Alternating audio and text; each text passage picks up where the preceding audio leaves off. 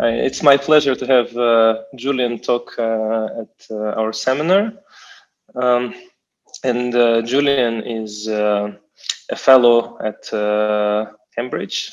He's done his PhD with Bela Bolobash, and he has obtained lots of really cool results and in the field I don't quite know that well, and I hope to learn a bit more about that. And today he'll talk I mean, to field, maybe I should say a couple more words about it. Like, I guess some intersection between combinatorics and maybe geometry of polynomials. I don't know if this makes sense. But today he'll talk about combinatorial discrepancy in harmonic analysis, and we'll discover what it is about. Great, fantastic. Yeah, thank you, Andre. Yeah, I'm very excited to share this topic with you guys today. I've certainly been enjoying dipping into your lovely seminar series, so happy to give back in a sense and share this topic. So this is, I think, a nice crossover area between. So I'm sort of come from a combinatorial background, but also I'm really interested in problems of polynomials, Fourier analysis, this sort of thing. And it turns out there's actually a lot of rich interplay between combinatorics, probability, sort of as we like it, and these sorts of questions. So hopefully I'll convince you that these are some nice things and some rich connections. Yeah, so this particular project I'm going to talk about today is joint work with a group that I've worked with quite a bit. Paul Ballister, Bela Bolobash, Rob Morris, and Marius Tiba.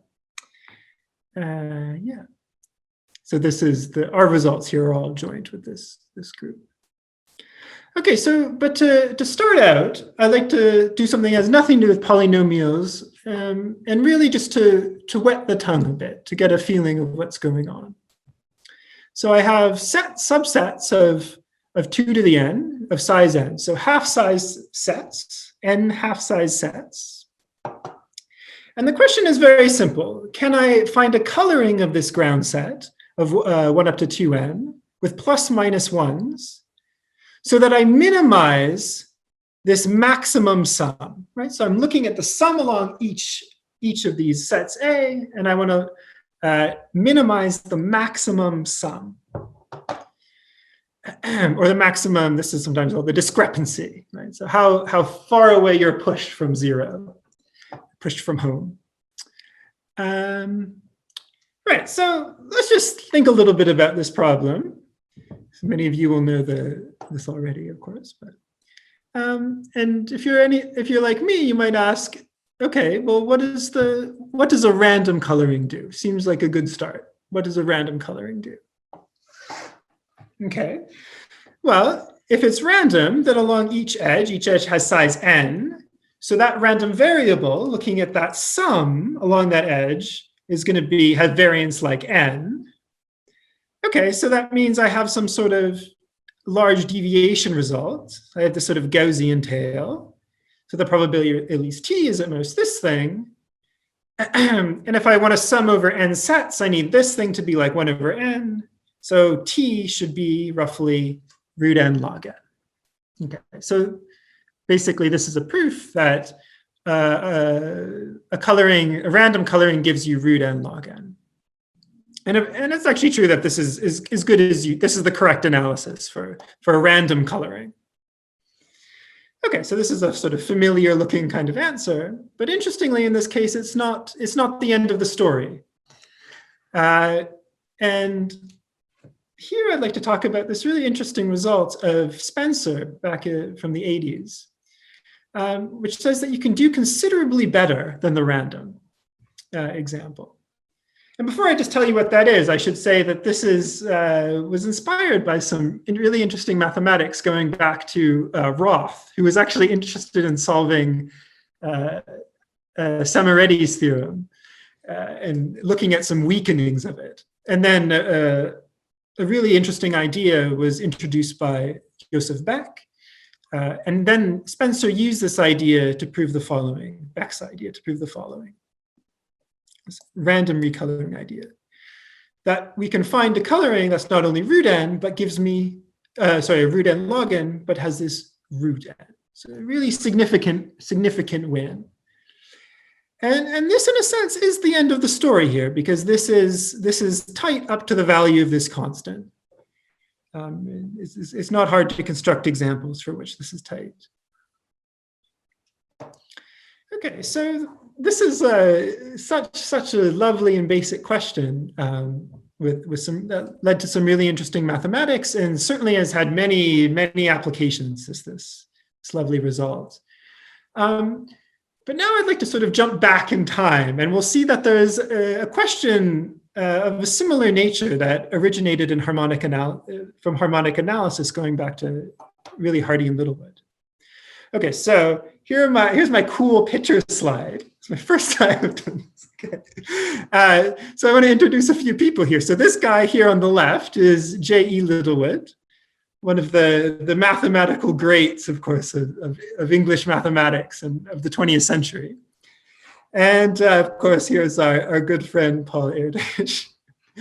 And for me, the fun bit here is also this strapping young lad to his left, who's very intently working, which is Bela, looking a few years younger. So this is really a story of Littlewood, Erdős, and in our way of also Bela. Okay, so let's now introduce the central object of today's study, which is these so-called Littlewood polynomials. And it's an incredibly basic object, which goes like this. So we have epsilon naught up to epsilon n. These are my coefficients, and they're going to be just some numbers in plus minus 1. And a Littlewood polynomial is just a polynomial where my coefficients are plus minus 1. Okay. And these are incredibly interesting objects. And when you start to ask questions about what their behavior is, and that's really the big picture question here is, okay, I've constrained the coefficients in some way. What does this function look like? Or in particular, what is the behavior of Littlewood polynomials?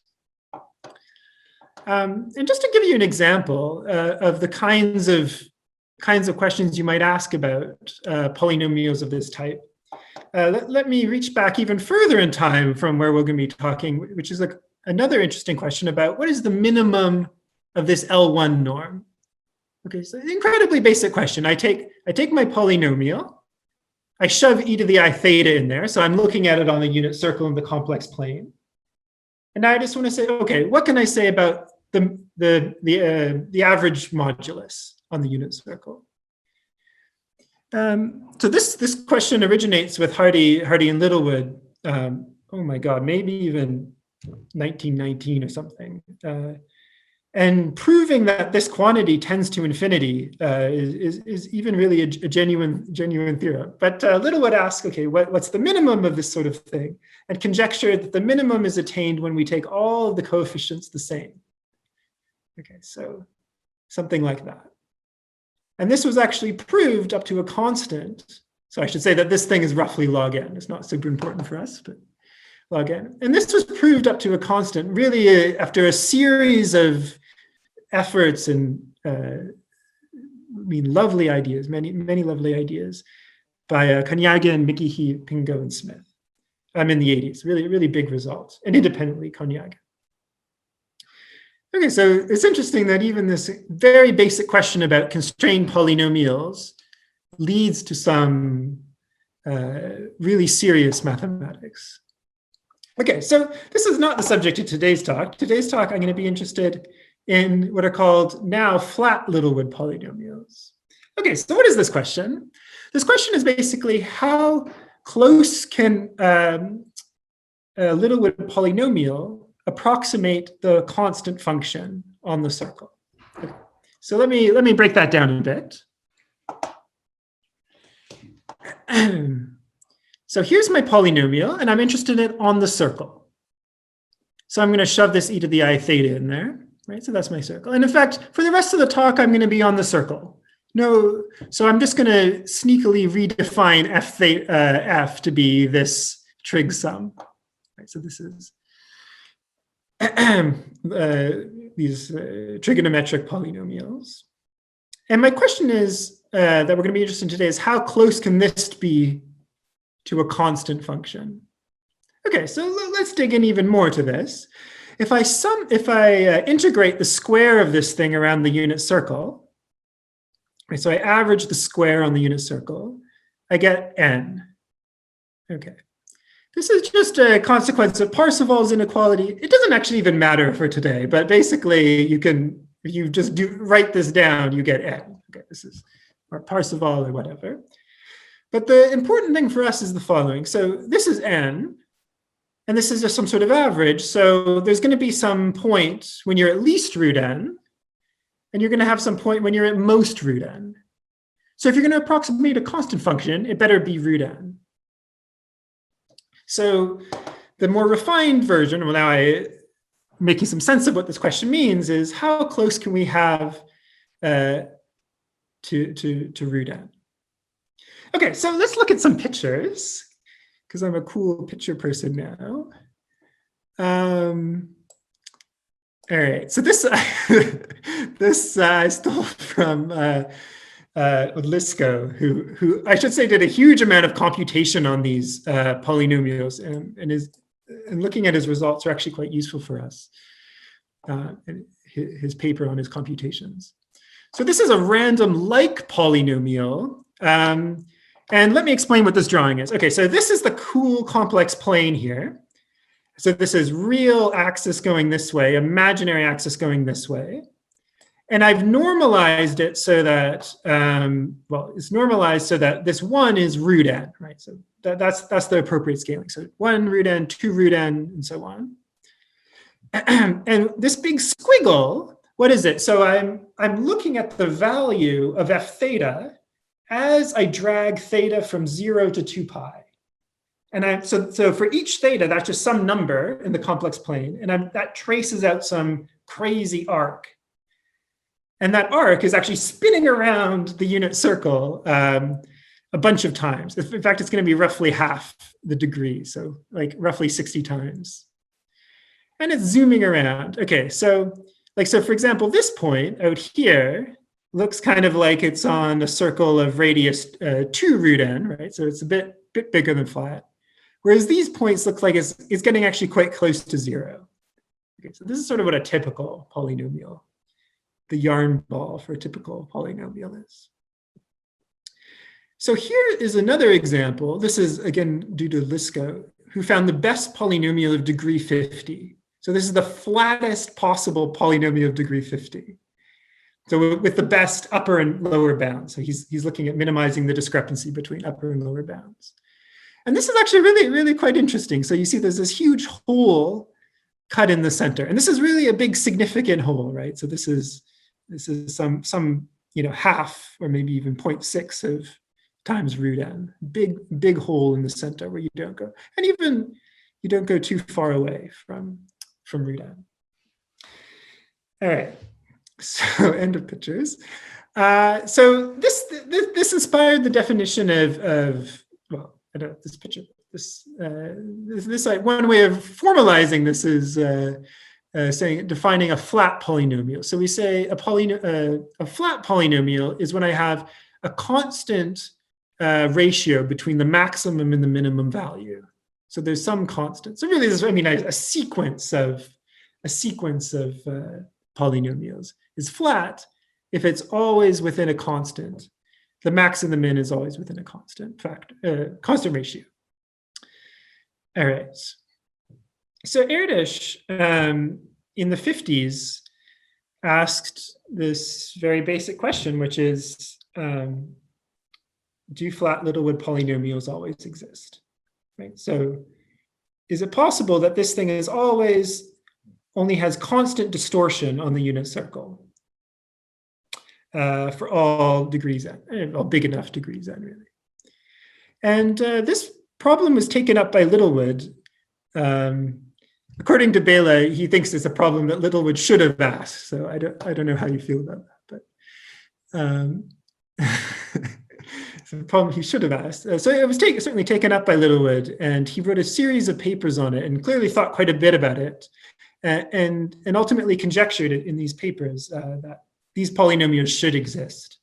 So you really should have these super flat guys. Great. I'm sorry. Yeah.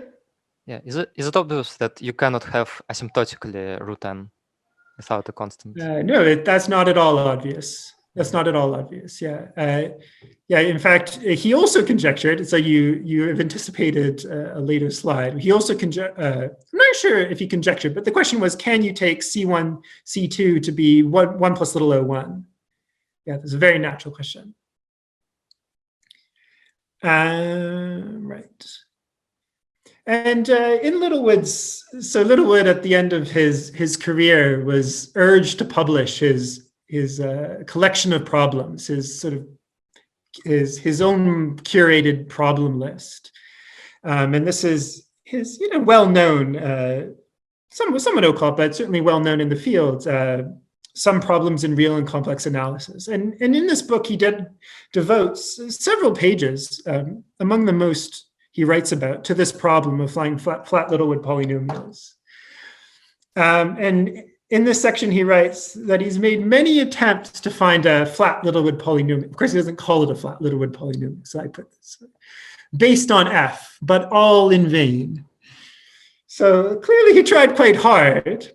But I haven't told you about this f, and I'm not going to tell you about this f, but it was sort of a weakening of the problem that he was also considering. And what I would like to tell you about this is this weakening. So in the original problem, we're looking for flat polynomials where these guys are plus minus 1. Okay, and he said, wait a second, what if we just allow them to be complex numbers, but with modulus 1, right? So something like e to the ix, right? So different, which gives us, considerably more freedom in the choice. And so this problem he wasn't able to solve either, but there was quite a bit of later success on it. So I'm just going to sort of chuck some names out here. So in the 70s, Newman and later Beller, in the late 70s, Brines made some progress on this. So things that were sort of almost working for this problem, they sort of had, except for a set of small measure. And then Korner also had some further ideas, adding some probabilistic ideas into it. So bringing us a little bit more to our arena. Until it was finally solved in the 80s by Kahan, who showed that such polynomials exist. And to answer Dimitri's question, in fact, in this situation, he showed that they exist with constant 1. So 1 plus little o1. So in this relaxed problem, we don't just have flat Littlewood polynomials, but we have these so-called ultra-flat Littlewood polynomials. Here I've snuck some terminology on you, unimodular just meaning the coefficients satisfy this nonsense up here. Okay. Sorry, and then I should just say. And is it clear what how do these epsilons behave in these polynomials? So no, this is again a really hard. It's a hard theorem, and it was a celebrated result when it came out. Mm-hmm. And this was further developed by Bombieri and Bourgain, who gave an effective or constructive proof, I suppose. Because this idea already had some randomness involved, and they basically built something using crazy number theory. Again, a very heavy paper, which I do not understand, I should say. Okay, so this was there's quite a bit of success on this relaxed version of the problem, right? So in fact, a huge amount of success getting the 1 plus little o1. Well, what about our original problem? And one natural question would be, okay, what an upper bound and lower bound, that was quite a lot to ask all at once. Well, maybe let's just try to get one of the two bounds. So for example, what about just the maximum? So we want maximum at most constant root n. And this actually is an interesting story because it was solved actually independently by Rudin and Shapiro in the 50s, so not too long after it was asked. And apparently, to some surprise, it seems, I mean, this was 50s mathematics, but to some surprise. And with it, they created these so-called Rudin-Shapiro polynomials, or Rudin-Shapiro sequences, which are standard examples in various areas now. So they constructed some explicit polynomials satisfying this upper bound. A really lovely construction. And now I'd just like to realize we're having a moment of deja vu. So this problem here looks quite a bit like the problem we started with, right? So I had a bunch of sets, and I wanted to find a signing on all those sets so that the sum on each set was small. Okay, this is quite similar, right? So now I have a bunch of directions, or you can think of them as vectors, e to the I theta, e to the I 2 theta, e to the I 3 theta, and so on for different thetas. And I want that inner product with my epsilons to be small. Right? So it's just sort of it's really just a continuous vector generalization of that problem. And this is not no mistake. And Spencer used his theorem to give another totally different construction of such polynomials. So using this recoloring method to construct polynomials of this form. I should say it's not immediate, because dealing with this like continuousness is not trivial. You can't just say take a shitload of points and then you're done. There's a little bit of subtlety, but it's almost the same thing. Okay, so that was the upper bound. We seem to have a pretty good handle on it. What about the lower bound? So don't care about the upper bound, can be as big as you like. What can we put here?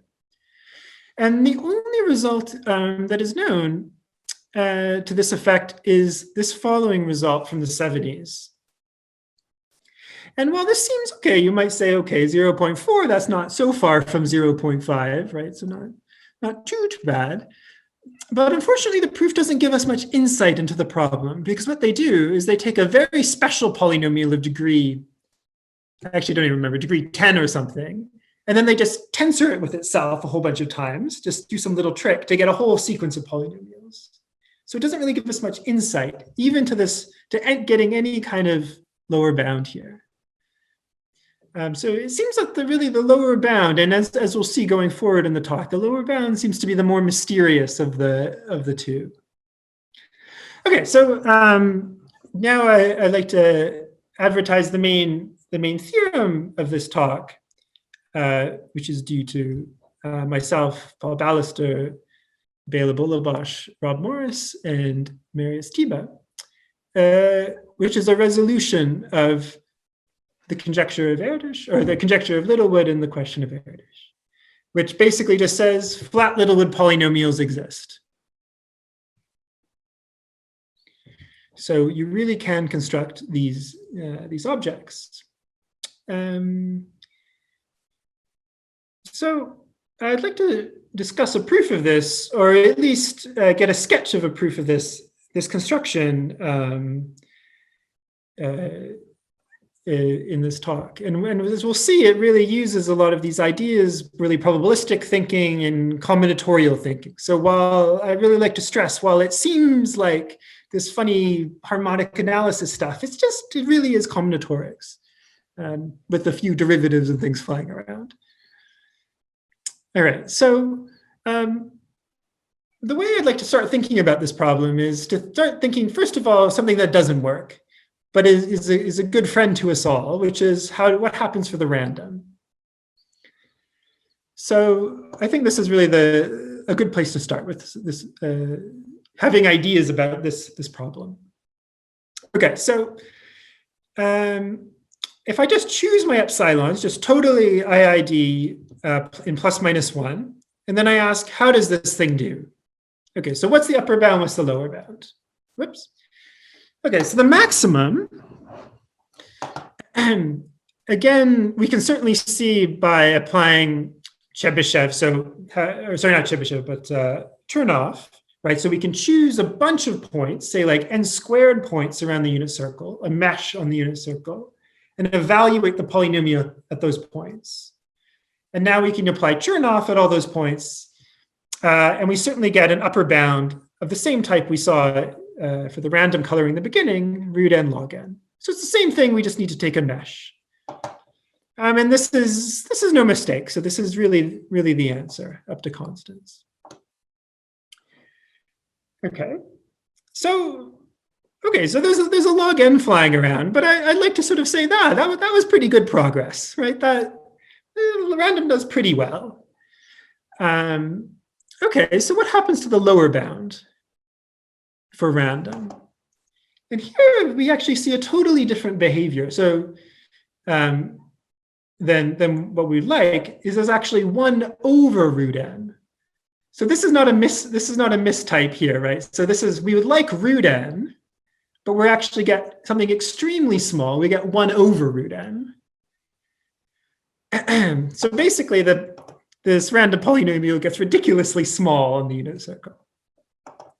I'd like to say that this answer makes sense. So if you sort of imagine you have n different, if you imagine n equally spaced points on the unit circle, and you sort of just pretend that those points are all independent, right? So those are dependent distributions, but if you were to pretend that they are independent, then this is the answer you would get. And this is how you really prove this. And this is it's not trivial to do. So going from one to the other dealing with these dependencies rather is not a trivial thing. And this was done by Konyagan and Schlag in the 90s. Okay, so the takeaway here is this upper bound was pretty good. Right? I thought that's pretty good. But this lower bound was terrible. So can we somehow think of some kind of process or some better way of defining these epsilons? So it's some kind of randomy process that will give me this root n log n, but it's pushing up that lower bound. So I thought I might just bring us back to our random-like polynomial. So this is not a mistake. So here we spend quite a bit of time close to 0. You can imagine that this is actually zooming quite close to 0. Okay. So here's some like really big idea that doesn't make any sense, but will get us started in some kind of direction. Can we define some kind of random-like process that will maintain this upper bound while pushing on that lower bound, pushing those bad points upward, or pushing that sort of bit of yarn away from 0? Does the averaging work here? Like if I took k points and then average among them, something like this? Oh, sorry. So you're looking at k points.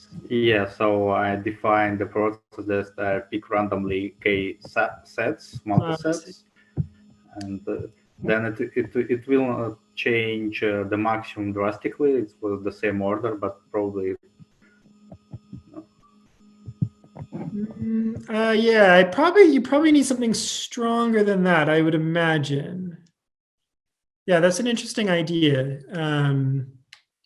Because I mean the lower bound is a long way from where you want, but yeah, maybe there's something like that could work. I don't know. Right. Okay, so before I want to get further into this, I just want to sort of unpack the problem a little bit. Oh, sorry, I forgot to say what today's goal is. So what I'm going to try to do is sketch for you, do a pretty reasonable sketch of this weaker result. So just prove flat polynomials exist up to logs. And with this upper bound, you're not going to be very impressed by, right? Because random certainly attains this.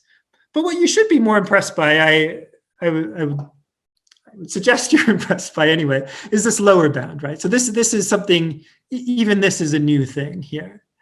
And then once we'll step through this proof, hopefully at the end, I'll be able to say a few things about how to remove these logs. So I think that's really the correct way of thinking about it. Thinking about randomness.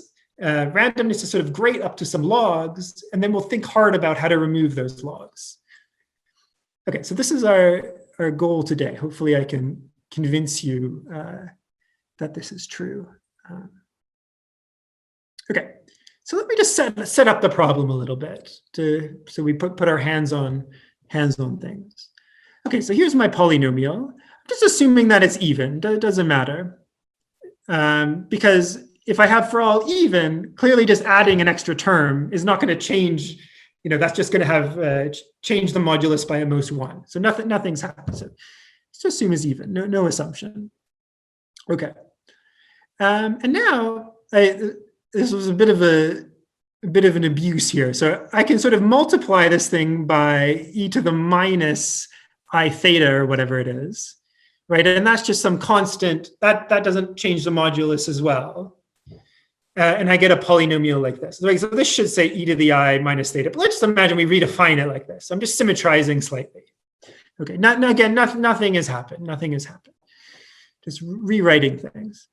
Okay. So now I'd like to group my terms. So I want to group the epsilon k's with the epsilon minus k's. And the observation here is if epsilon k is equal to epsilon minus k, I can group those together to get a 2 times cosine term. So 2 cosine k theta. Okay. I mean, this just algebra. And if the terms have opposite signs, the epsilon k's have opposite signs, then I can group it to get a 2i sine term, plus or minus. I should set a plus or minus here. So I don't know the signs of these. So I can rewrite my polynomial. Okay, again, I'm abusing notation because these epsilons are... Actually, no, it's actually correct, sorry. I can rewrite my polynomial in this nice form. So these are just all my sine terms. So I've just grouped them together, called this S. So these are the places where ek is equal to minus this minus term. And we get this cosine terms, right? These are the places where the 2 symmetric terms are equal. It's just nothing happening, just rewriting this sum here. But with this essentially trivial rewriting, we actually happen upon an idea, which is, wait a second, what if I try to do, so this is the imaginary part here, right? And this is the real part. So what I could try to do is do something first with the real part, just try really hard to do something with the real part, and then I might be small in a bunch of places. But then I have this totally independent direction to try to fix those mistakes. So if this is, say, 0 in some interval, what I want to do is come in later with this guy and patch up that by ensuring that this guy is about root n in that interval. So it's going to be done in 2 rounds. First round, you try with the real. Just try really hard, try your best. And then there's going to be a more complicated second round where we try to patch up all the mistakes. Is that strategy clear? Yeah, feel free to ask questions, of course. It's nice to have some questions. Okay, so this is I've sort of decided on, if I decide already on my choice of S and C. Right, so first I'm going to decide right off the bat what S and C are, and then I'm going to define these 2 rounds, choosing these epsilons. Okay, so in fact, there's nothing that interesting about S and C. Just we can actually decide it right off the bat. Oh, there's my slogan. And here's our strategy. So I need to tell you what these S and C are for this strategy to make any sense. And I'd also just like to define these 2 polynomials. So I'm just going to call this the sine bit and this the cosine bit. Great. So my C, the support of this cosine bit, is just going to be all the even numbers less than n over log n squared. So this part's not too important. I'm just sort of breaking it up roughly into odd and even. But there's a little bit of an idea here. And we'll see in a minute where it comes in. I'm forcing the degree of C to be a little bit smaller. And that's going to turn out to help us. So the degree of this polynomial is like n over log n squared. Okay, so my first round, I have a little bit of an extra because I'm dealing with something slightly smaller degree. Okay, my sine term is this confusing mess, which is just everything else. So it's all the odd terms, along with just that extra garbage at the end that was not included here. In fact, this set will basically just ignore. Okay. Is that clear to everyone, the definition of the two sets? Okay, so now I want to jump in and talk about the cosine bit. So the cosine bit, remember, we're just going to try really hard and hope it works out well, and hopefully we can patch everything up later. Right, so I need to tell you what doing a pretty good job on the cosine bit means. And for this, we obviously want the cosine bit to get not too large. Right? Because large plus large, if the real and the imaginary part, one of them is too large, there's no way of saving it. There's no way of pulling it down. Right? You can only push up. So we certainly need this. And it turns out this is going to be easy to maintain. And secondly, okay, let's look at all those places where the cosine polynomial was too small. Right, so here's all the theta for which this guy, so here I've made this cutoff 1 over log n squared. So I'm trying to prove it up to logs, right? So if this thing is smaller than root n over log n squared, I need to push that up. So this is this misbehaving set. And what I'd like to do is cover that set with a bunch of intervals. Right, so I'm just gonna break that set up into intervals. And here are the properties I want of these intervals. First of all, so I'm going to write down some properties, and these are the properties that are going to allow me later to correct the sins of this cosine polynomial with the sine polynomial. So firstly, I want to ensure that there's not too many of the intervals, right? So intuitively obvious. If there's too many mistakes, the sine polynomial is going to be forced to do too much. Okay. Secondly, I don't want any of the intervals to be too long. Basically, it's just hard to get one of these polynomials to do anything for longer than 1 over n. So you can sort of force a point, but yeah, you need something like this. Okay, but also too intuitively obvious, right? So we have to have some sort of control on the length. And finally, we just want to make sure that the distance between different intervals is much bigger than 1 over n. And here I mean sort of greater than in the sense of asymptotically larger. And there's a fourth condition here, which is sort of a stupid condition, which is just, well, 0 and pi better not be an e because, or anything close to it, because sine is just small at those points. And this is some stupid conditions. Okay, so these are the conditions I would like my cosine polynomial to be. So I said, okay, fine, you can be small at a bunch of points, but long as they're spaced out, not too many of them, and not for too long, any one of them. Okay, so now I'm going to try to convince you that a random polynomial, which I have so beautifully drawn here, does a pretty good job. So here's the strategy. So I'm going to be lying a little bit in what happens, but basically a random polynomial comes pretty close to doing this. And in fact, you can adjust things a little bit to get it to work, but I don't want to get into all the details. So, okay, so here's my cool random polynomial, and I'm trying to convince you that it satisfies something like this interval condition. Okay, so here's my polynomial, great, Cx. And now here are my no-go zones, right? So when this polynomial is smaller than this root n over log n squared, panic, okay, I need to do something. So these little zones, right, are the bad bits. These are my I. So these are my intervals I. Okay, so what was the first thing we needed to prove about these intervals? There wasn't too many of them. And this is where the choice of ensuring that the degree of C is small is useful.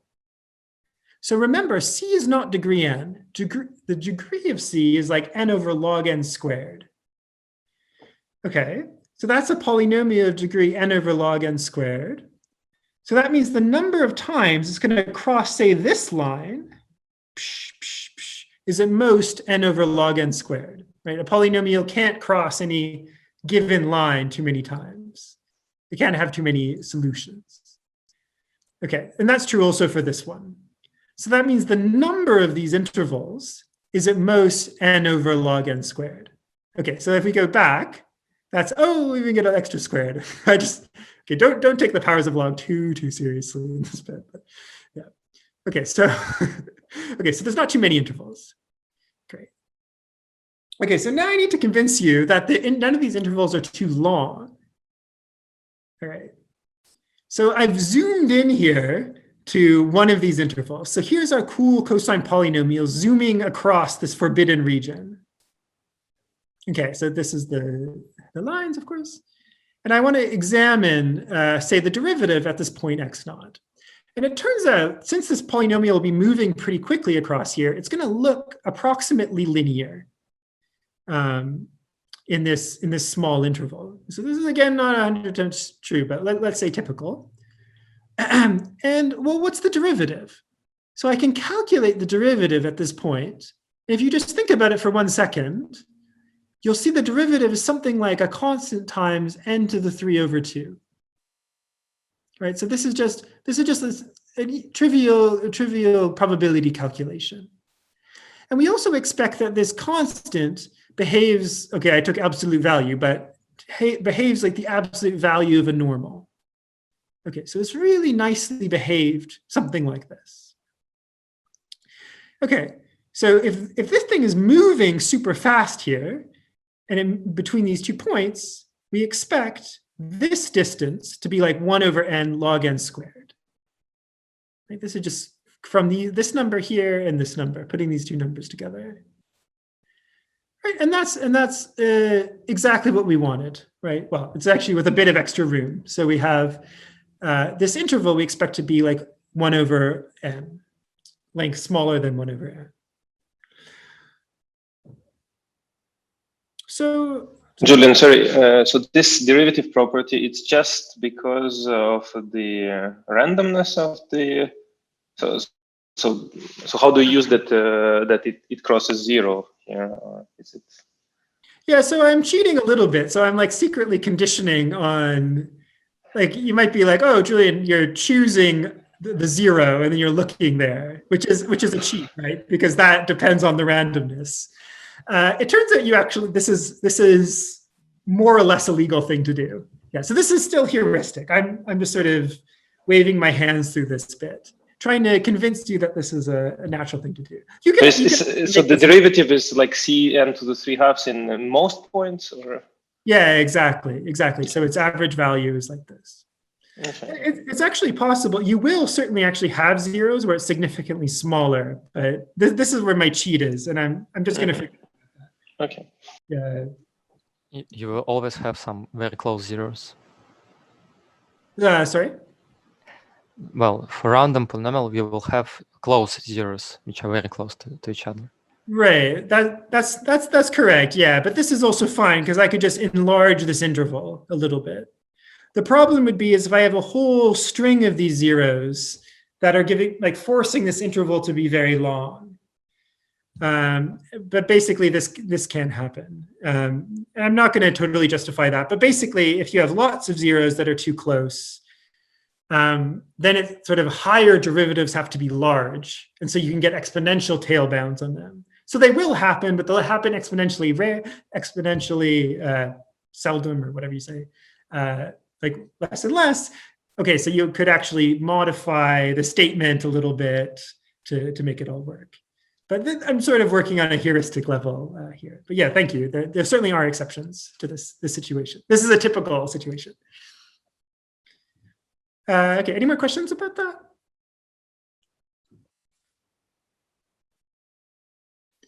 Great. Okay, so with this, I'm hoping that I've convinced you that we really we can cover this set with something like a bunch of intervals that satisfy this sort of well-covering property, right? Not too many of them, not too long, and not too close together. So this was just the property I was heuristically justifying is acceptable. Did you justify the third one? No, I haven't. So, but in some sense, it's easy to deal with because these are only 2 points. So you can just sort of say... The third, not the fourth, not the third. Yeah, sorry, I didn't really justify. Yeah, sorry. So, yeah, so the problem is if you have two intervals that are too close together, that means you had to have a root. Actually, let's go back to the picture. We had a root here, and then you zoomed all the way out, and then you came all the way back in a very short period of time. And then that's, for example, in that situation, forcing the derivative to be large. Or second derivative to be large, or whatever. Yeah. Yeah, second derivative, yeah, because the derivative has to switch sign totally. Yeah, okay. Okay, so this is not a proof, but I hope that you believe it's now a plausible thing to ask for. With some modifications, which I don't want to get into. And in fact, this is actually what we prove in the end, because random is not enough. We need to do something a bit different. We'll get to this. So, okay, so now let's get to the meat of the issue, which is the sine polynomial. So you gave me a polynomial, a cosine polynomial, the real bit, and it was doing pretty well, except for this bad set, which I could cover in this way. All right, so let's go back to a picture, right? So I'm given 0 to 2 pi. So I've forgotten all this confusing stuff about the cosine polynomial. And all I've been given is a bunch of these little intervals. Not too many, not too long, and well separated. And now what I want to do is ensure that my sine polynomial is large, but not too large, on each of these points, on each of these intervals. And so here comes the first question when you think about this, which is, okay, I need to be large, but there's actually 2 choices. I could be large positive, large negative. Right? So I could either push my interval up or push it down. And so for this, each interval in my collection of intervals that I've been given, these bad guys, I'm going to choose a sign. Right? Each sign just says, I'm going to try to push that up, push it down. I'm going to decide that beforehand. Okay, so interestingly, we spent a long time thinking about what the correct way to do this was. And we had all these sort of complicated recursive definitions, and we were simulating these different things and looking at the pictures. Okay, so we're a bunch of, probabilistic combinatorialists. And it took us a while to realize actually the correct thing to do was choose them randomly. So this is the correct, okay, so we'll see in a minute, we can't quite do randomly, but for the purposes of proving this weaker result, we want to choose them randomly. Right, so we're just going to choose each interval, push it up, push it down randomly for each eye. Okay. Now, I've decided which way I want to push the intervals, but I haven't told you anything about the sine polynomial. We need to actually choose these bloody coefficients somehow, right? Okay, so here I've written this big complicated thing, which you've probably forgotten. It's very ugly, but this is just the support, right? These are the terms that I have for my sine polynomial. And basically the upshot is forget about this confusing second bit, and let's just focus on this. So I have all the odd points. Okay. And I'm just going to give these some names. So S0 is going to be the odd dudes, and S1 is going to be this set that you can essentially forget about. Okay. So for choosing the epsilons, I want to sort of devise some sort of measure that's going to say how well I'm doing at a given point, or how hard a given choice is pushing on my intervals. So at the stage K, So k is when I'm choosing this kth coefficient. So k in the set. I'm going to define this, which is the sort of the force of my push at the k stage. All right, so I'm going to sum over all intervals. So this is going to be, I'm going to define in a few stages here.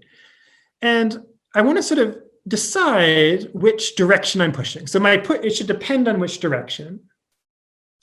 And then I want to see what is the average push, right? So when I look at the ith interval, this interval I, this is sort of how far the average, it's the average distance that interval is getting pushed at that stage. So this is like, what is this thing? This is like the net displacement of your intervals at the stage k. And it's a signed thing. So if this is a positive thing, that sort of says like, if I choose my coefficient to be positive, that means I'm sort of pushing everything in the correct direction. And if I choose my coefficient to be negative, I'm working against the direction that I want, right? Because I chose these directions. Is this clear? It's a bit of a confusing thing all at once, I think, but actually very basic. So alpha i's are these coefficients that you chose at random, right? That's right. So these are associated with an interval, right? So this guy here is how hard I push on an interval, this big, confusing, ugly thing. That's how hard I push on an interval, but I care about the direction, right? Because I care about it relative to the direction I chose. So I multiply by my choice. So how much do you improve by this kth coefficient kind of? Yeah, exactly. It's my like net progress summed over all the intervals. Okay. Can you just consider, instead of this integral, just a single value on this interval? Because, So this sort of comes. I think you should probably just think of it that way. With this annoying average, the devil's in the details. It's a little bit easier to work with an average than a fixed point. But yeah, I'm happy if you just on this level, or whatever. Yeah. Okay. Yeah. In fact, I should have maybe even put it that way in the talk. I like that idea. Okay, so let me just work a little bit heuristically with this sum to convince you that we're on the right track. So imagine this delta guy moves roughly square root the number of intervals.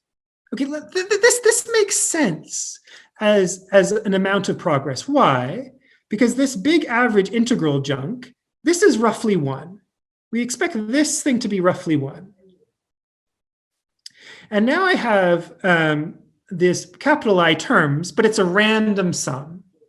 So the typical size is like square root of I, right? So this is something reasonable to aim for. So say I have this. Grant me this for a second. Okay, so what does that mean? It means that my typical progress, because this was summed over all intervals, let's look at the typical progress at a given stage, or not typical, but say average progress at a given stage on a given interval is 1 over root I, or an average interval, I should say. Okay, but now I have n steps, right? So I have all these odd terms, so I have constant n steps. So imagine I was getting this win for like n steps. Then my typical interval will have progress like root n log n. This is just using the size of I, right? So here I ensured that I was of size n over log n squared, actually. Oh, I see, that's why there's a log n here. Very good. Which is great. So what's happening, this is saying that an average interval is getting pushed really hard. It's getting pushed not just to the average, but sort of beyond. So but of course this is average, this is not all. We want all intervals. But interestingly, it's not too much harder to get all intervals. And this is sort of the magic of the orthogonality of these sums. Is there any questions about this heuristic? because it's a good point to understand what the goal is for the rest of the proof. Okay, I'm just wondering, the coefficients haven't really appeared anywhere yet, right? The coefficients of the polynomial. That's a perfect question. That's a perfect question, yeah. So this is just sort of saying, I haven't made any choices yet. This is all just sort of preparation. Mm-hmm. Okay. But in a sense, if you choose epsilon correctly, this is how much you sort of expect to win, your net win. Yeah. Okay. Yeah. So this is actually a perfect question for the next slide. Or well, sorry. Let me note this first. So interestingly, I said roughly square root I, but it turns out we actually only need an upper bound here, sort of again by the magic of everything. So intuitively, lower bounds here are harder to prove. So luckily, we only need this upper bound. And here's actually how we choose these alphas. And this just holds with high probability. So what is the proof of this? It's everyone sees it probably, or most people see it immediately. Well, you just look at the damn thing. It's a sum with modulus I terms. This thing here has magnitude 1. Right? So this is just some stupid coefficient of magnitude 1, and these guys are random. So then we can just apply Chernoff, right? So our martingale inequality, we have step sizes of size 1, and these are just IID guys. Okay, and then we're summing over, we want this to work for about n choices. So we get a little, well, I guess that's technically a log n there, but of course it's the same thing. Okay, so that was easy. So that was just the proof, Chernoff from the form. Okay, so I'm allowed to choose. This is actually how I choose my alphas. I choose it so it satisfies this inequality here. Great. Right. And as Andre rightly points out, okay, how the hell do we define these epsilon k's? I haven't said anything about epsilon k's. I've been talking all about which way to push the interval. Okay, how do we choose the meat, which is the epsilons, our good friend here. Okay, so I actually am not going to choose the epsilons yet. What I'm going to do is I'm going to define them to be random variables. So I'm going to abuse notation a little bit, and I'm going to pretend they're just random variables, and then I'm going to do some probability calculations. Okay. Okay, so for k in this set, this is just the odd guys. I'm going to define epsilon to be, okay, either +1 -1, random variable, and I'm going to choose it. I'm going to choose the weighting of this +1 -1 to be proportional to this measure here. So just to let me just get what this guy is here, right? So this is our guy, and this guy is sort of saying, it was telling us push positive, push negative. But it's saying more than that. It's not just saying push positive or push negative. It's saying if this thing is really close to 1, that's really strongly suggesting that you choose your epsilon to be 1. If this is very negative, it's really strongly suggesting that you push -1. So like choose this to be a weighted Bernoulli, or whatever you call that thing, -1, 1.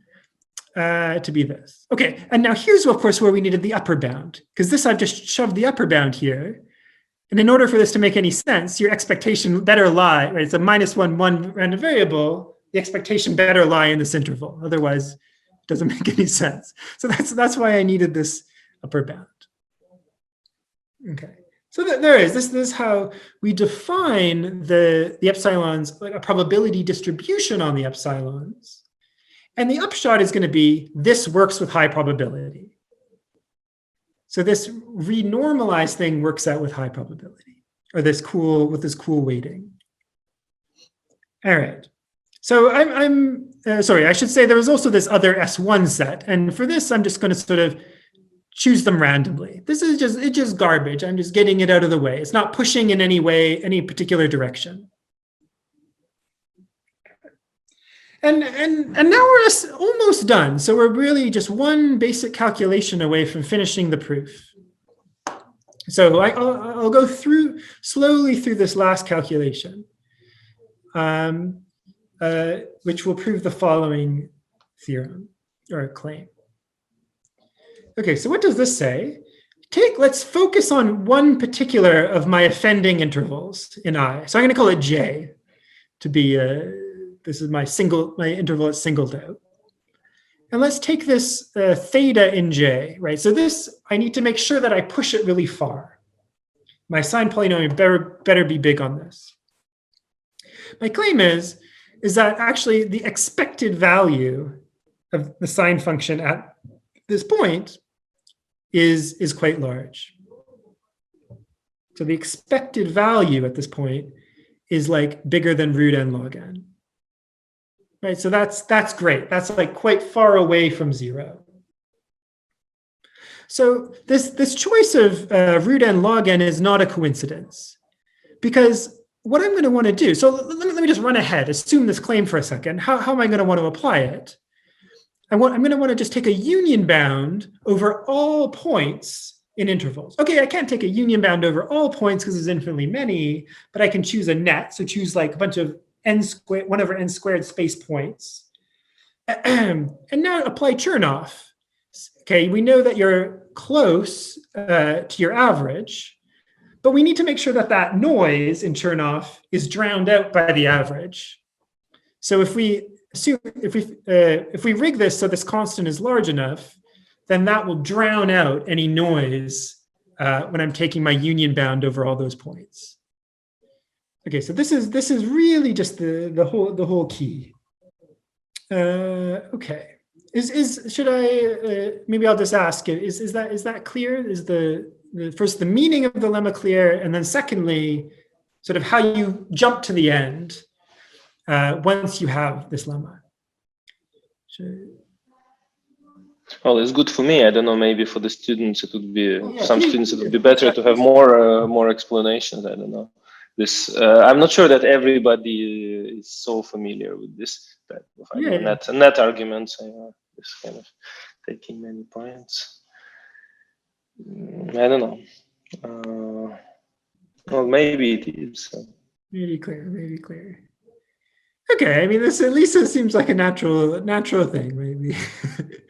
even not clear. So okay, so now I just want to jump in and prove this claim, and you'll see that we've really set things up. Okay, there'll be one area when I need to wave my hands a little bit, but we've really set ourselves up to prove this in essentially 4 lines. Okay, so I want to work with this expectation at my fixed point theta, right? So this is theta in my interval J. Okay, so I have an expression for S. That's what it looks like. And I've broken up my support into this S0 bit, that's the part I care about, and this S1 bit. And we'll see immediately this S1 bit will disappear. Because if you remember, I defined the expected value of those guys to be on S1 just to be 0. Okay, so it just goes away. And now, so we just get the expected value of the epsilon k's over this S0 set. Okay, so how do we define this thing? This thing was equal to, by definition, this reweighted delta over this this reweighted log thing. Okay, so let's just chuck that into my formula. Okay, and what is this delta thing, right? So again, this was just this net force that I had on my intervals, or net displacement on my intervals. Oh yeah, that's why I called it delta, net displacement. Very good. Right, okay, so, and what was that? It was just this thing. So now let's just put this thing into this equation here, and I'm gonna swap sums and integrals and things. So nothing is gonna happen in this next slide. It's gonna be a big, ugly slide coming, but nothing has happened, okay? Whoops. Okay, so here's this hideous mess. Great. So here's this thing, nothing has happened. Nothing has happened, actually. Okay, so let's bring this up to a fresh sheet of paper and have a thought about it. Okay, whoops. Okay, so here's the crucial idea at this point. I'm going to draw your attention to this inner sum. So this thing here looks like the sort of orthogonality relations, for example, of characters or, e to the I stuff. And basically what's happening, if theta is close to this S, then you expect this sum to be quite large. You expect it to be like n. And if theta is far away from S, okay, S is in this interval, you expect this sum to be small. So this thing is sort of selecting for theta, is sort of selecting for the interval that's close to theta. So let me put something down a bit more concrete. So for example, if theta is like, say, 1 over n away from my interval I, then I have this thing is roughly n. Don't worry so much about the stupid integral. I agree with Dimitri. Maybe I should have just put midpoint or something. Right, so this thing is big, right? Because this here is, think of this as an inner product, of course. These two vectors are like, almost pointing in the same direction. And they have squared magnitude like n. Okay, and if they're far away, then this is quite small. And in fact, it gets smaller and smaller, roughly as you get further and further away. It's not quite true, but for the purposes of this, let's say that's true.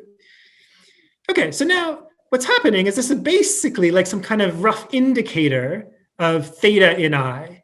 So it's going to basically grab n times the one coefficient that's close to theta, which is j, right? Because we know that theta was in j.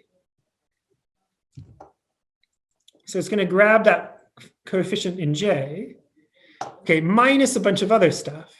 But here's where this well-separated condition comes into it. So because now we know all the other intervals are far away, and in fact, further and further away, this sum is getting smaller and smaller. Okay. Now you have to be so here's where a little bit of faff comes, because actually they're still going to be quite large, right? It's not like 0, it could be like n over log n. But here we have some random sums and we'll have some nice cancellations. So it's not going to be a problem. Something like an alternating series. So we have a bunch of stuff that adds up to be less than n. Times this nonsense, which I'm just dragged along.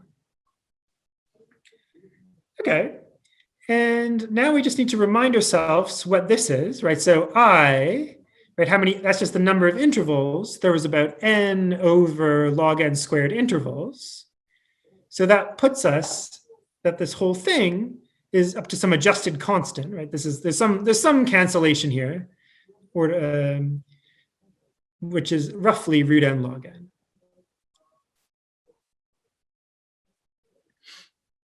I guess there's some log flapping around a little bit, but that's fine. And that's just what we wanted to prove. We want to prove that this thing in absolute value is roughly, is bigger than root n log n. So this is the claim that we just proved.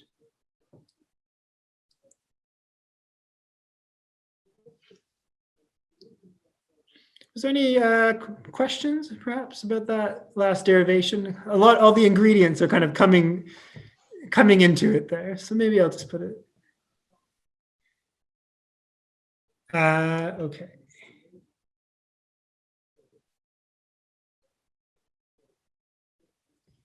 Okay, so I'll press ahead then. Okay, so now just to reiterate what I was saying before. So now that we have this claim, we're essentially done. So what we can do is now choose this mesh. So we have our circle, and on each of these intervals, I can choose a bunch of points that have distance of about 1 over n squared apart. We know that from this lemma, on average, you're getting pushed super far away, like this, in expectation. And so now I can apply Chernoff. So Chernoff is going to tell us that the deviation at that scale is going to be something like root n log n. So if I choose this, if I ensure that this constant is large enough, I really can have this not just an expectation, but this is true for all of these points in the mesh in my intervals I. And then you could do a little bit of calculation and say that's enough. So it's enough to have it for a mesh of size 1 over n squared. That will prove the result for all theta. Basically saying if you can control the polynomial on all, a bunch of points that have spacing 1 over n squared, you can control it everywhere. Right. Okay, so there's a little bit more to do because you also need to make sure that that didn't push anything too far, but then that's easy. You can just take a mesh everywhere else and apply turn off there. Just make sure that you don't get pushed too far, much beyond this. So this is actually the step where you need to keep some randomness before making any choices, because you could have potentially made like the choices earlier to point for the positive kind of direction. But that's right. That's right. Yeah. So well, you choose the directions earlier, and then you define random variables based on the choice of the directions. The epsilon. Instead of choosing them immediately based on this kind of directions. Yeah. Exactly.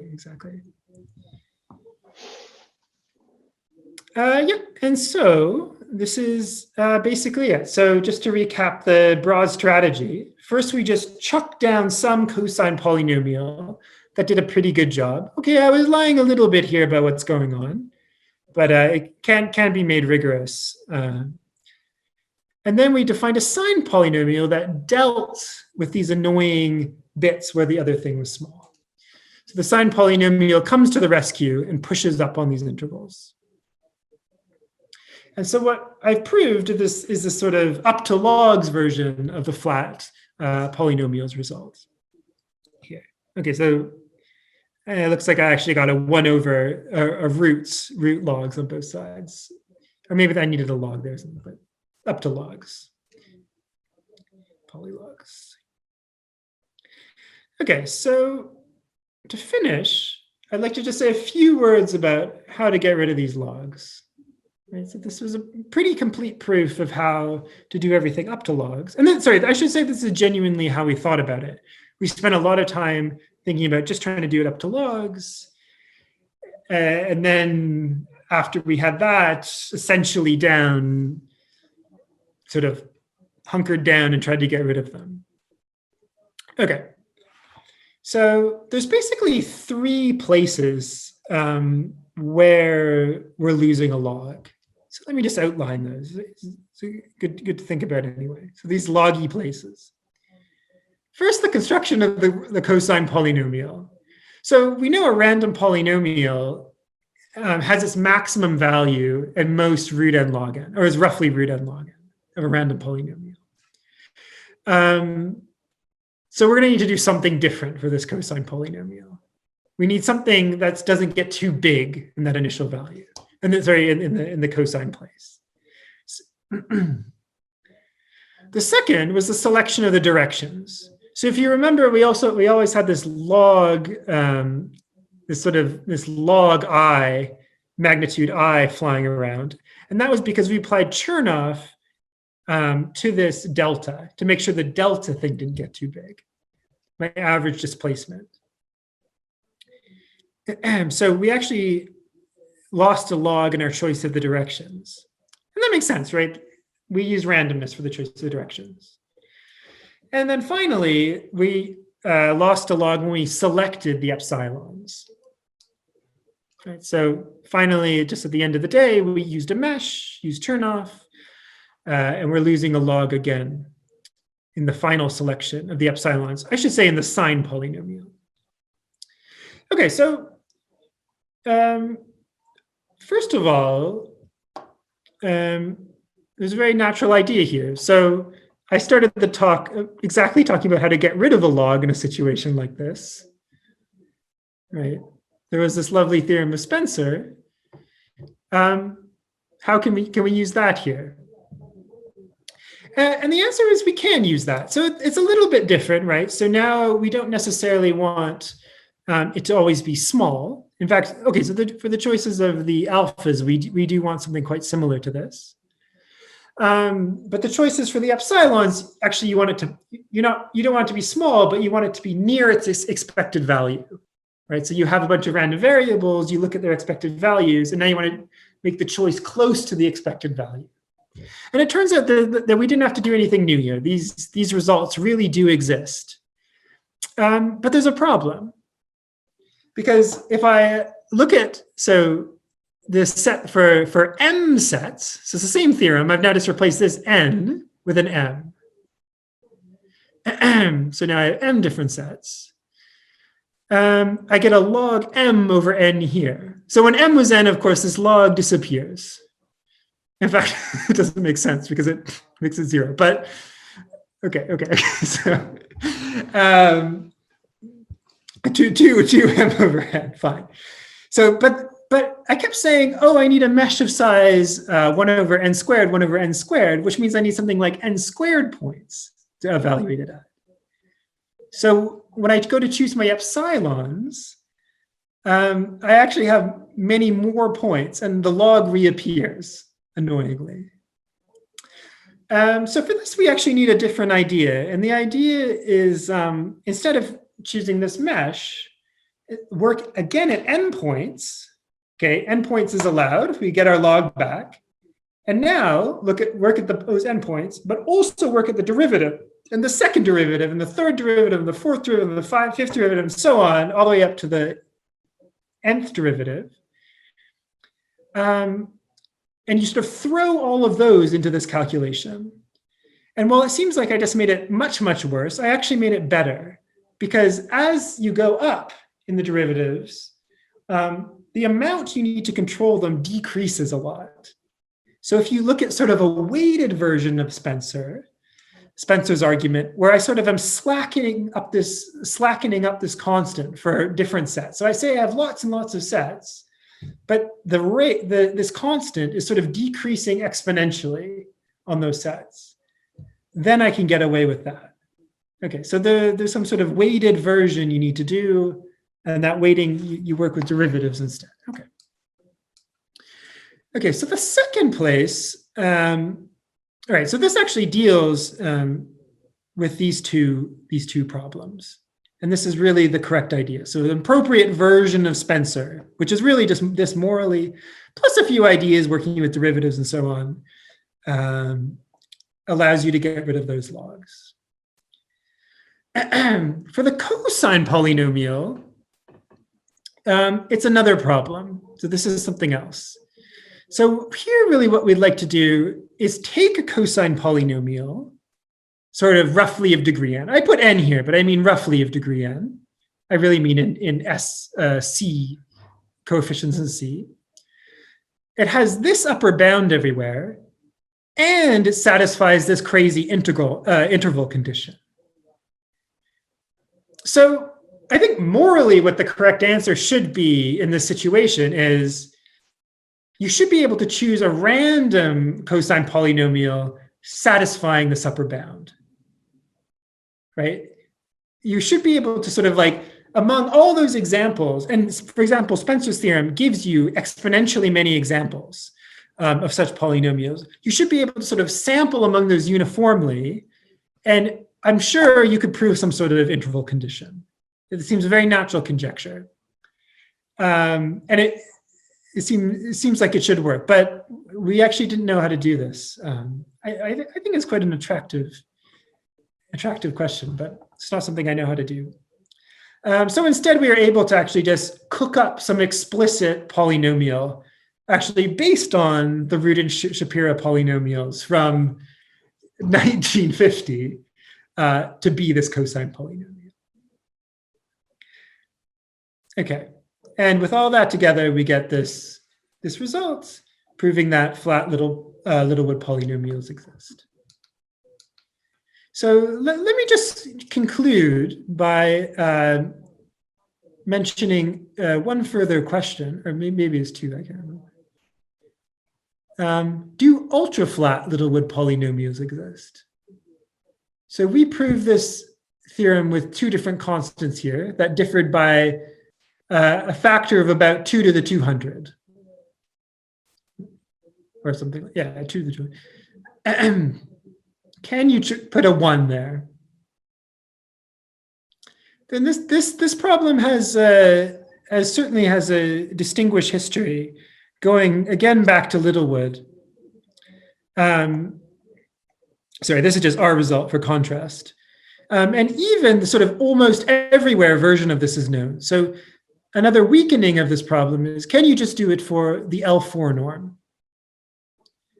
Which is sort of an almost everywhere version of this. And this is independent, well, I don't know if it's independent, but it was considered by Golay, and sometimes called the merit factor problem.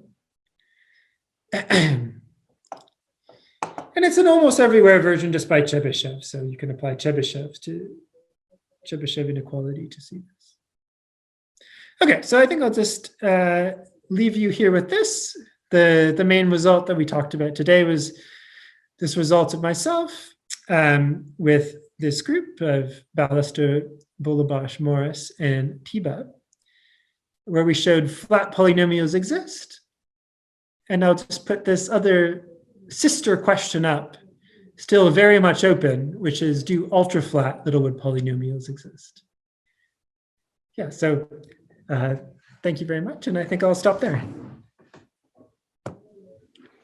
Thanks a lot, Julian. That was really great. A really great talk. What is your intuition about this? About the question? Yeah. Yeah, so what I didn't say here, so it seems like there's quite a bit of evidence that ultra-flat Littlewood polynomials do not exist. Yeah.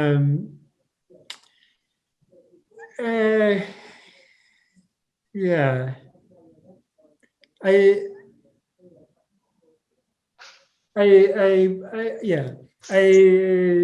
feel like, yeah, they probably shouldn't exist. Although, yeah, I have some further undeveloped thoughts about how to start thinking about that. Yeah. Mm-hmm. I also wanted to ask one question about this. So when we were discussing these logs, so the logs from the lower side, who actually gave us the logs from below? Oh, who? Like in which part of the proof we got the log from below? It was just this Chernoff bound applied to the expectations? Yeah, exactly. So there were, those are the parts when we're pushing, like on those intervals. So the intervals after the first round are all the places where that bound fails. Yeah. So then what finally gives it to us in the end is when we sort of push this Sine polynomial up. So it was that final calculation with the expected value that's saying, on average, my choices of the epsilons will ensure I have the lower bound. And then you just need to use Chernoff to say, okay, you can really get it everywhere. Because in your calculation, the average was even better than we was extremely big, right?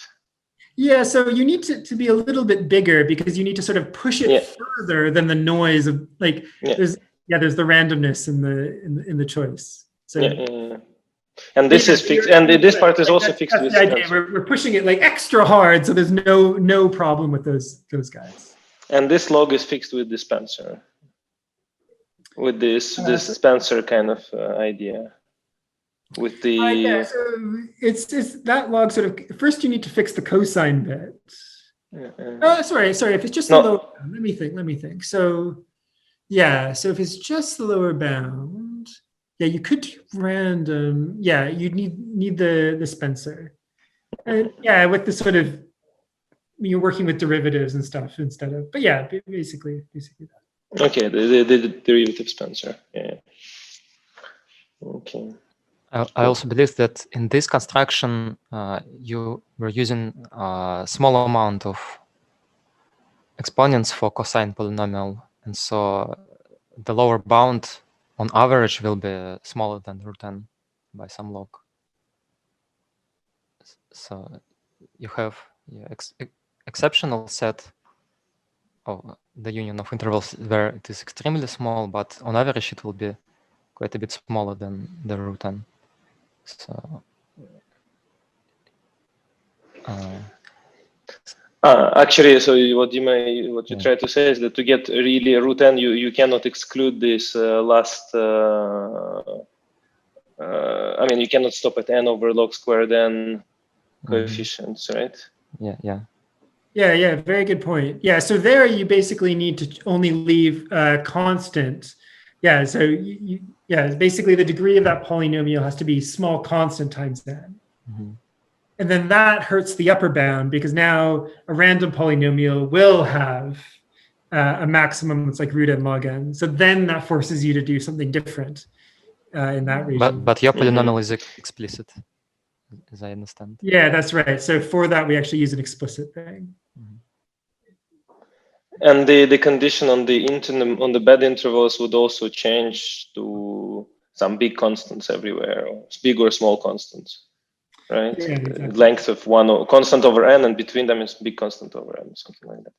Yeah, exactly. I think we can actually use intervals of length 1 over n in the end.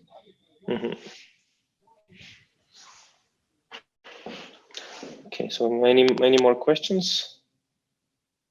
I'm sorry, I just want to clarify the main idea. Yeah. I see in Spencer's work, he used partial coloring, but you use Littlewood polynomials, especially flat polynomials, to choose direction in which you will push. Am I right? No? Oh, sorry. So we actually use implicitly this recoloring to find the directions. So there we had to decide for each one of these intervals if we're going to try to push it up or push it down. That was the choice of these alphas. And that would be a recoloring argument. Of course, we didn't have to do the recoloring argument because we could just use machinery that was already there. But if you force me to prove everything from 0, that's where that would be. Yeah. And then there would be a second place where we'd use a recoloring argument, which would be just like right at the end. So after doing the expected value computation, we want to show that there exists like this, a choice of the epsilons for which all of these points are close to their expected value. So it's not just close to 0, like in the discrepancy, it's close to the expected value. And there, again, it's a recoloring type argument. Again, that can be found in Spencer's original paper from the 80s. And flat polynomials is a special type of Littlewood polynomials, yes? With some bounce low up and that. Yeah, so that's I guess a flat polynomial is a polynomial that obeys these, like the minimum and the maximum are within, have constant ratio, bounded ratio on the unit circle. Yeah, flat meaning flat Littlewood, yeah. But in the main result, you use just Littlewood polynomials. No, that's right, Sine polynomials. That's right, yeah. Oh, I should say flat Littlewood polynomials exist. Oh my God, I said the main theorem correctly. Is that the well, I don't know. It might be. But it's. Any other questions? Hi, Julian. Nice talk. Nice to see you, Sean. I was wondering about this last conjecture you stated in the previous slide about the L4 norm. Does this have a nice statement just in terms of additive combinatorics? Just something about additive energy or something? Yes, it would be like, I guess the Fourier, if you expanded that thing out, right, it would be like the sum over all epsilon sub A, epsilon sub B, epsilon sub C, epsilon sub D, a bunch of 4 products like that, sum over products like that, where A plus B is equal to C plus D. Mm-hmm. So it seems incredibly enticing. It's just like, show that there's one number. You can choose the epsilon, so there's one number is at most, at most 1 plus little o 1 root n.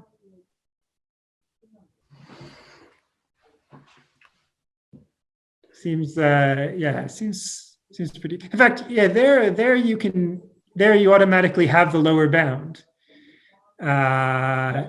because 4 norms are bigger than 2 norms. I believe. Yeah. Has this been very well studied? Do you know? Okay, so I think this has been very well studied, but maybe by the wrong people. So maybe by you. So I have not thought hard about this question. Yeah, are we still recording? You're too much on the record. Yeah, too late, Julian. By the way, what if the coefficients are not 1 minus 1? What if they're like 1 and minus 2? 1 minus 1 minus 2. I see. I think that's okay as well. I think you can construct flat Littlewood polynomials. Right. Or whatever you call that thing. Yeah, so it's not super, so I don't know, maybe you're thinking of, so these questions about zeros that I've worked on, like it seems to be very coefficient dependent. And it seems like this is not really the case here. Right. I also think it's an interesting question. Can you construct a flat Littlewood polynomial with like, not just with +1 minus 1, but allow yourself some more flexibility with the coefficients? I'm not exactly sure what the right, maybe the 1,000th roots of unity. There's a very beautiful paper of Beck that's about 2 pages showing that the existence of flat unimodular polynomials, so that's what like the coefficients that are like on the unit circle, implies that there exist flat polynomials with the coefficients are like 100th roots of unity or something. Mm-hmm. So I wonder if the like 100th roots of unity would be enough to give you flat Littlewood polynomials. Actually, here, is there any hope of getting just the upper bound? With just, one plus little one. Yeah, I think that would be incredibly interesting, because if you could do that, right, then you would prove also this 4 norm. Yes, that's true. True. Yeah, I don't know. It's also just this question about what the correct constant in Spencer's theorem is could be interesting. I guess I'm a little bit hesitant to say that's a really interesting question, but I don't know what the example would be if there's some guess about what the constant would be. Mm-hmm. And for general, so you so in the beginning you mentioned this coefficients from -1 to 1, and that there exists a good choice of coefficients when it's ultra flat, right? Yeah. This result, but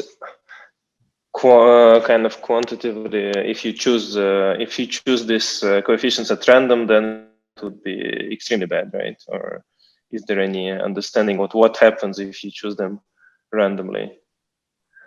The ultra flat question. This coefficients from between -1, you choose coefficients between -1 and 1 at random, then it would be the same as I guess it would behave the same as if you do just -1 and 1 at random, meaning that you'll get very close to 0, right? Yeah, that's right. Like that should be something that sort of has this universal phenomena. So like basically no matter what your coefficient distribution is, like assuming that it's somewhat reasonable, I would imagine you have that sort of, in fact, I heard some rumblings in the in the world of unpublished results that Cook and Wynne have actually proved some universality results. along those lines. Yeah. So if you remember, there was this result that I cited of Konyagan and Schlag. Yeah. So it's interesting to ask there is still a little O1 there, but it's also interesting to ask, like, for what coefficient distributions does that hold, and what's the correct answer? So I think maybe that's now just, yeah, that's basically the correct answer. Always, it has this sort of universality property to it. Yeah, that's a really interesting question, though. Great. Any more questions? Julian, how bad is random in this specific question? For the L4 norm? Yeah. Good question. So I mean, here you just expect it to be like the 4 norm, like you expect it to be like a Gaussian, I think. So you look at like the 4 norm of a Gaussian, which is like 3 or something, right? Or root. Yes. Yeah. Okay. Yeah. Like a quite far off. Yeah. Cool. Anyways, nice talk. Yeah, nice to see you, man. Yeah. See ya. Yeah. Ciao. I'm sorry. I would like to ask you about. Do you know something about online discrepancy problem? Right. Yeah. So that's like Yes, when you're. Sorry, yeah. Is it? Yes. Is it? Between two players, yes. Okay. Or sets, or not. How does that?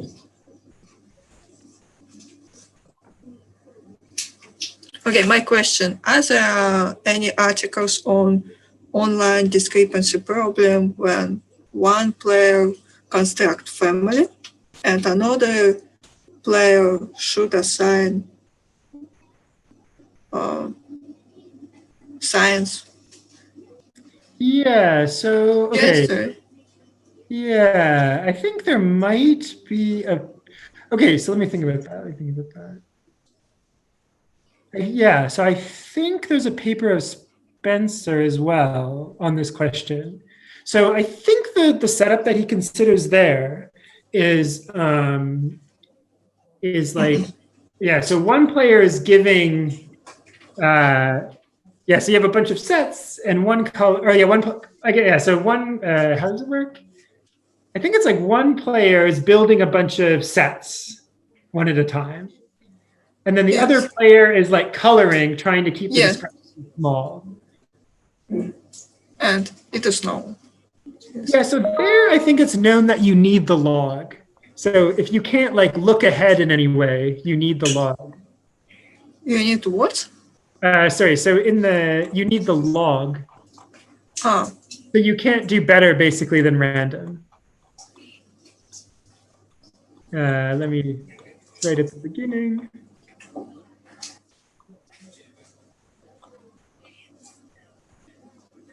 All right. Yeah, like here, I don't think you can do better than root n log n if it's done in an online way. Mm-hmm.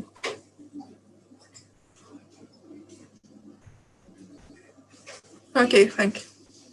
So it's also another interesting question there is if one person plays randomly, and then the other person tries to keep it flat in an online way. So there, I don't know if the answer is known yet or not. I think there is some paper about that, but my impression was it wasn't completely resolved in that situation.